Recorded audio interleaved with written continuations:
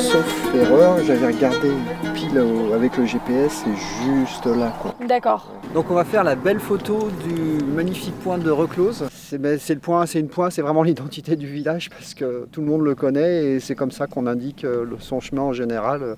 Rendez-vous sur la place 200 mètres après le château d'eau.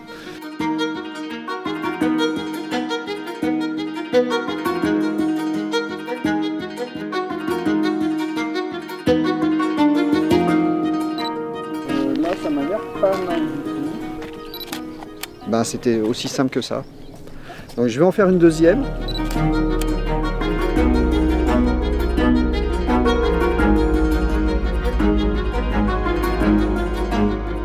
Le parc naturel régional du Gâtinais français, c'est le pays des 1000 clairières et du grès. L'Observatoire des paysages que nous avons mis en place est un outil de protection et de promotion de ce paysage exceptionnel que nous avons sur notre territoire.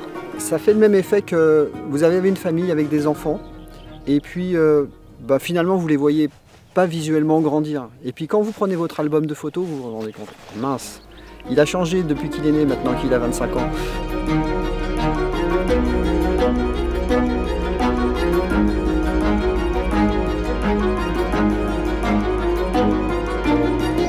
Donc on correspond à l'image d'origine ici et on voit que le paysage, pour ce cas-là, l'évolution a été relativement faible. Et donc on va prendre ici au niveau de la porte, on est dans un site classé, hein, ici avec l'église Saint-Gervais qui date du XIIIe siècle.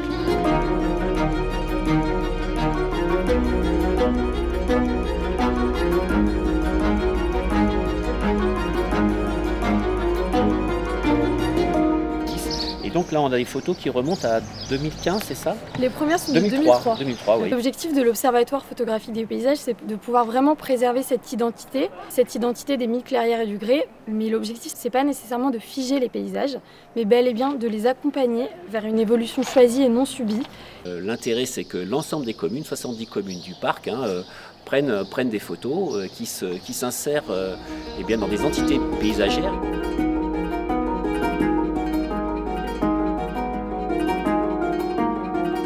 Bon, comme vous l'avez compris, c'est relativement simple. Aujourd'hui, pour avoir au moins un point par commune, vous avez juste à prendre votre téléphone portable. Alors les aficionados diront que ce n'est pas suffisant, mais simplement vous mettez votre téléphone en paysage, en 4/3, avec une focale de 24, c'est comme ça qu'est réglé votre téléphone.